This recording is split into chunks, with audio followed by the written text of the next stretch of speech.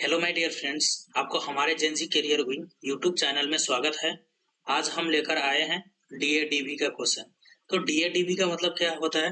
Data analytics and data visualisation का VVI shorts question. आपको हम पहले ही बताए थे कि आपको एग्जाम के लिए भी प्रिपरेशन कराएंगे और एग्जाम में आने वाले और एग्जाम आप दोगे उसमें मार्क्स से भी कैसे अच्छे मार्क्स से पास करवाएंगे, तो उसका भी मैंने सारे चीज बात किए थे। तो चलो हम बात करते हैं कि आज हमारे शॉर्ट्स क्वेश्चन में क्या रहने वाले हैं। तो चलो हम शुरू करते हैं। तो हमारे आज है डेटा एंड इट्स इम्पोर्टेंस के बारे में, जो हम चैप्टर वाइज आपको मैंने बोले थे कि चैप्टर वाइज में क्या होगा, जो हमारा इम्पोर्टेंस क्वेश्चन रहेगा, सारी चीज के बारे में हमें बात करेंगे। तो चलो हम बात करते हैं आज डेटा एनालिटिक्स क्या होता है। Data analytics is the process of examining and analyzing data to extract meaningful insight and the supports informed decision making।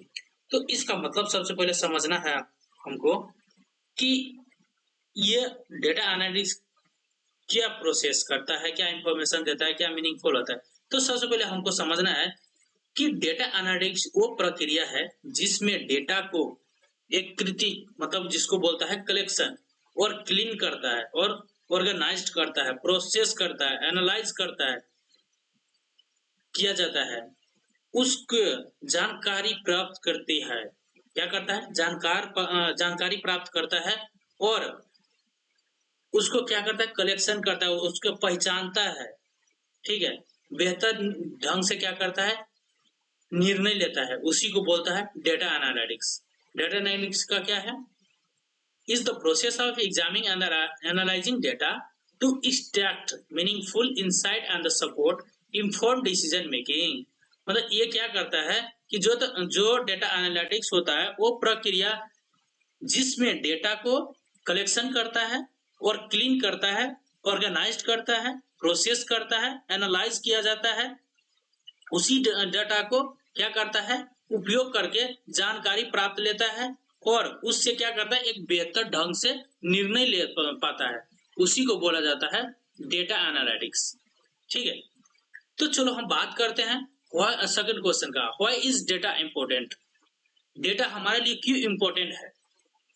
क्या हो सकता है इंपॉर्टेंट, क्या क्या हो सकता है?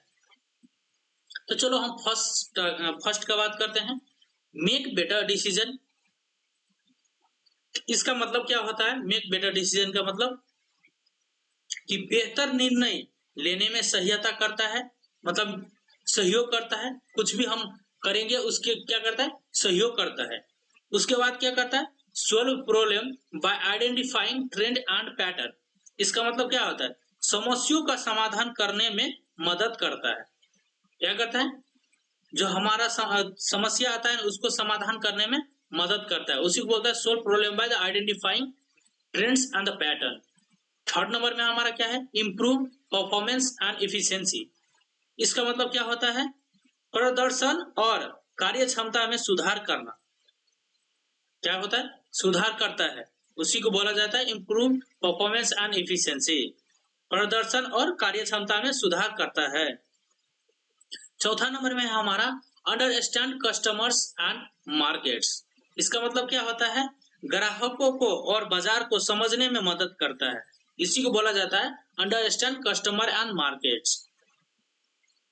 तो पांचवा नंबर में क्या है? Support planning and future prediction. क्या होता है? भविष्य की योजना और पूर्वानुमान, मतलब जिसको बोला जाता है प्रिडिकेशन, मतलब प्रमाण करता है, प्रमाण करने में मदद करता है, सहयोग करता है। उसी को बोलता है support planning and future prediction. ठीक है, तो हम बात करते हैं अगले क्वेश्चन का। हमारा अगले क्वेश्चन होने वाला है कि राव डाटा क्या होता है। What is Rao data? Rao data is original data collection collected from a source before any processing, organization or analyzing is performed। मतलब इसका मतलब क्या होता है कि जो हमारा रॉ डेटा होता है और ओरिजिनल वैल्यू होता है उसको अनप्रोसेस करता है, अनऑर्गेनाइज्ड करता है, अनस्ट्रक्चर डेटा होता है जिसे सीधे स्रोत से एकत्र किया जाता है। इस पर सभी कोई विश्लेषण मतलब एनालाइज का प्रशंसा करता है नहीं किया गया होता है। मतलब प्रोसेसिंग क्या होता है, प्रोसेसिंग नहीं किया गया रहता है। तो मैंने अब पहले ही बोले थे कि जो before end the processing organized और the analysis is the performed, मतलब जो चीज क्या किया रहता है, प्रोसेस नहीं हुआ रहता है। मतलब बिफोर यूज से पहले कलेक्शन किया जाता है ओरिजिनल डेटा में, ठीक है। उसके बाद क्या होता है, प्रोसेस नहीं किया जाता है, ऑर्गेनाइज नहीं किया जाता है, उसी को बोलता है राव डेटा। क्या बोलता है, राव डेटा बोलता है। चलो हम बात करते हैं चौथा में, how does data help in decision making. मतलब जो हमारा डेटा है वो डिसीजन मेकिंग, जो हमारा डेटा है, जो राव डेटा है, वो डिसीजन मेकिंग मतलब समझने के लिए, मतलब डिसीजन लेने के लिए हमको क्या सहयोग करता है, वो चीज समझना है। Data helps in decision making by providing accurate information and insight, allowing organization to make informed, effective and the evidence based decision। इसका मतलब क्या होता है, सबसे पहले समझना है, क्या है, समझना है कि हमको क्यों बेस्ट डिसीजन के क्यों हेल्प करता है। तो चलो हम बात करते हैं डेटा सही और उपयोगी जानकारी प्रदान करके निर्णय लेने में सहायता करता है, सहयोग करता है। क्या करता है, सहयोग करता है। यह तथ्य का विश्लेषण करके पैटर्न और रुझानों की पहचान करके और क्या करता है, अनिश्चित को कम करने और बेहतर निर्णय लेने में मदद करता है। क्या करता है, मदद करता है। इसको एक बार और बोलते हैं, अच्छे से सुना करो। Data helps in the decision making by providing accurate information.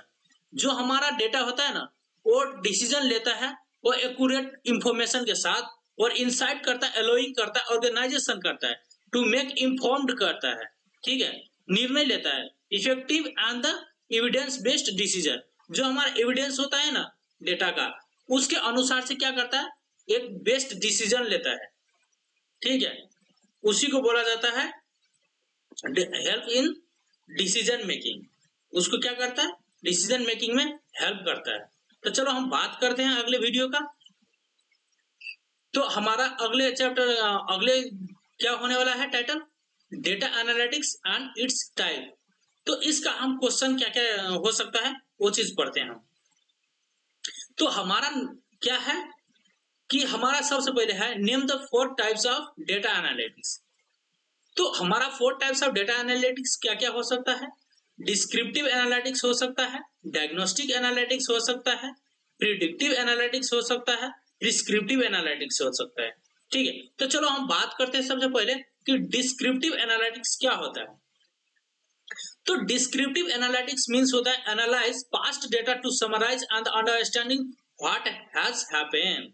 इसका मतलब ये है कि जो हमारा क्या दिया गया डिस्क्रिप्टिव एनालिटिक्स, तो इसको हिंदी में हम अच्छे से समझेंगे कि डिस्क्रिप्टिव एनालिटिक्स वो प्रक्रिया है जिसमें पिछले हिस्टोरिकल डेटा का विश्लेषण करके ये समझा जाता है कि क्या हुआ था।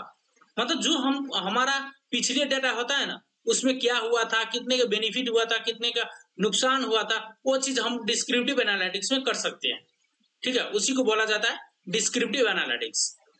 तो हम बात करते हैं डायग्नोस्टिक एनालिटिक्स का। किसका, डायग्नोस्टिक एनालिटिक्स का। तो diagnostic analytics means analyse data to understand why something happened.